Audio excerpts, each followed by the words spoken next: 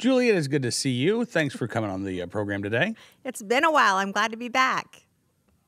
Yeah, it has been a while, but it's been summer and the kids have been home. Did they start school today? They did.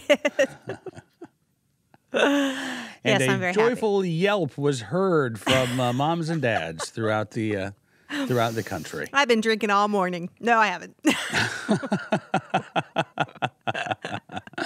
We don't need to now because they're in school. It's happy hour. No, I am glad that they are back in school. Honestly, I will say, I know I have this whole shtick where I act like it's just such misery, but I miss them. I miss them all day. It's a quiet house again. But what I love more than just them being out of the house is the routine. And that's what's, there's just something nice about it. You go and get them. There's an hour of play. You go home. There's homework. There's snack. There's dinner. There's bedtime. I kind of, in the summer, things just get thrown out. So it's nice to be back to the routine. Yeah, but now, the kids are away. You don't know what bad influencers are going to be picking up at school. Not from the students necessarily, but from the teachers, right. Julie. Right. And you've actually been talking about this on Fox over the weekend. Yep. Congratulations for getting to give up some of your Labor Day for Fox appearances. And specifically, I think the springboard for this was this teacher out in Berkeley, yep. right, who's a middle school teacher, who's also apparently a leader of this group called By Any Means Necessary. I think is what it's called, right? It's an offshoot of BAMF. Antifa. It's sort of a similar Antifa organization. And she's facing charges of assault, right? And inciting a riot. But she's still teaching. That's right. That's right. It's unbelievable.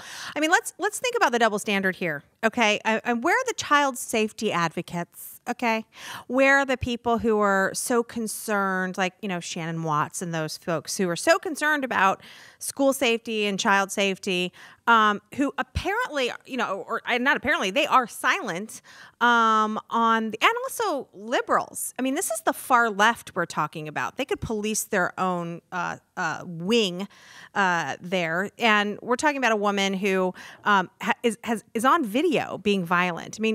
She's been brought up on charges, innocent till proven, but it's on YouTube. This woman was videotaped. She admits it, that she beat him up because she disagreed with what he had to say. So this is a violent person, clearly with some anger management issues. And if none of that bothers you, you could at least be bothered by the fact that a woman is teaching children who has she's a teacher and she has no clue how our system of government works. She has obviously no appreciation of the First Amendment or the Constitution or any of those sort of kind of important documents. And so, again, she's still teaching. The Berkeley officials have not fired her. I think there was a suspension and then she was reinstated.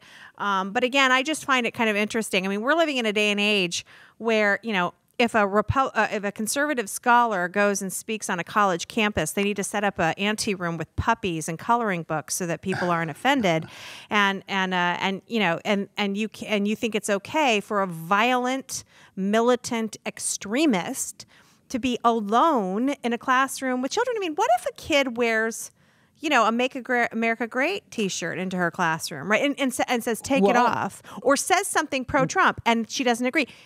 How many times is he going to say it until she hits him?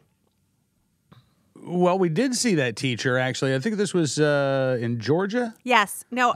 There were a couple of, where was it? Maybe you're right. I think there was an incident in Alaska too.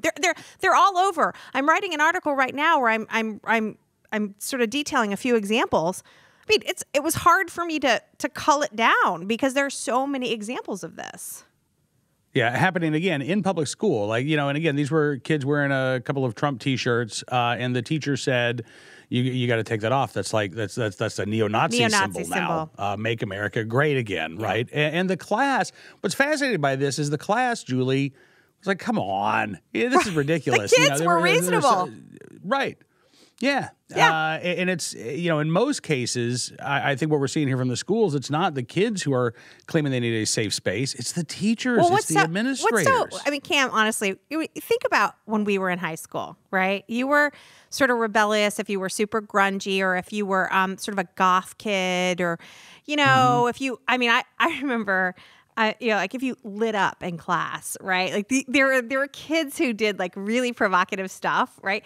Now you're a rebel and you're provocative if you wear a Make America Great Again t-shirt. I mean, that's where we are now, where these are the rebels in school now. So yeah, I mean and she was videotaped, and thank God now she's been certain. I think she took down her Twitter feed and all this stuff because she's been sufficiently shamed. But this tells you something that, and look, I was on Friday talking about sort of a similar issue, and I mentioned that why is anyone surprised by this? Okay. And I got attacked on Twitter for this too, because I mentioned all the things that schools do, right? You can drop your kid off at like 7 a.m., some even earlier. Kids get 3 meals a day. There are, some schools actually provide healthcare services besides Band-Aids. I mean, they refer children to different clinics, and there's some high schools have set up daycare facilities for the kids that go to that school who have children. I mean, schools have become everything now. They don't just provide an education, they provide, and they are expected to. And I actually feel bad. I have a lot of sympathy for schools because I think it's a huge burden what they do. But then why are we surprised that it keeps expanding, right? It's no surprise to me when teachers see all they're doing for these kids, because parents, look, let's spread the blame here. Parents need to do more. But so when schools see all that they're doing, right, daycare and meals and healthcare, is it any surprise that they also think that hey, it's totally reasonable that it expands to let's tell kids how to believe or the proper way to believe on certain subjects, be it climate change or family structure or sexuality, things that normally parents want to handle. Well, it makes sense to me that schools feel an obligation, or even that it is their proper role given all the other things that they're doing. So, I'm not at all surprised by this, but I really do think it's time that conservative parents, one, get more involved in their schools, and two, do more. Go to the school, provide your kid a home-packed meal if you can. If you can't, then you qualify for free school lunches. Totally understand that. But if you can afford it, pack your kid their own. Rely less on the school. And then when it comes to the curriculum, go in and ask for the curriculum. Demand to know how they're going to handle certain subjects. Are they going to bring up this subject that you'd rather handle?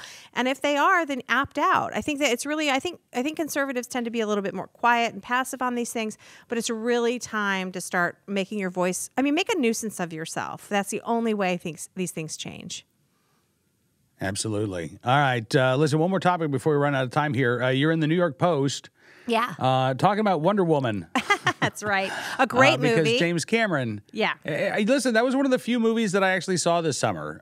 Because, I haven't seen any movie that really made me go, Did you like I want to go see that. But yeah, I did. It was good. I'm kind of over the comic book superhero thing, but I thought that was pretty good for a comic book superhero movie. So the quick summary here is James Cameron said that Wonder Woman, this new movie, was a step back for women. He actually said, he said so many stupid things. It's hard to condense this quickly, but he said a number of really dumb things. And one of the things he said, and I'm not kidding you, he said, well, Wonder Woman, my version, I'm paraphrasing here, my version of a superhero, like Sarah Connor, who was, in the first two Terminators, right? She wasn't an object. She wasn't objectified. She wasn't an object of beauty, which I'm like, okay, I was in college in when that came out, and everyone wanted to look like Sarah Connor, so I don't really get that. And then he said, Sarah Connor was a better representation of women because, I'm not kidding you, one, she was troubled, as in a little crazy, okay? She was a terrible mother, was number two. And what was number three? Oh, I guess he said she wasn't that good looking, which is just shocking. But anyway, and so, he's trying to suggest that superheroes shouldn't be this sort of Hollywood version of beauty and perfection. But really what it came off as sounding like is like, to be a real woman, you have to be a little crazy, a crappy mother, and be ugly, homely. It's just so stupid. Like women don't respond to this. And the other thing is he made it sound like, well, it's because she wasn't very feminine. She was tougher. And look, the Wonder Woman, Gal Gadot's Wonder Woman was very feminine. She smiled. She cooed at babies. She was genuinely upset when she saw suffering. These are very female qualities. I know that's not politically correct to say, but it's just a misunderstanding of what women like. And what women like is they like both Sarah Connors and Wonder Womans. We don't have to have the same cookie cutter superhero every time. Anyway, James Cameron's been married 5 times, so I don't think he really understands women to begin with. Julie Gunlock. I just can't wait for the think pieces when Aquaman comes out and we get to talk about, mermaid appropriation and in defense of manatees, right? Sea cows. What? These are the jokes. These are the jokes. Got it. Exactly. We live in crazy times. Julie, thank you, as always, for coming in studio. It's great to see you, and enjoy the peace and quiet. Thanks so much for having me. You bet. I hope it's worth the indoctrination that your kids are receiving. Julie Gunlock, join us from the Independent Women's Forum here on Cam & Company.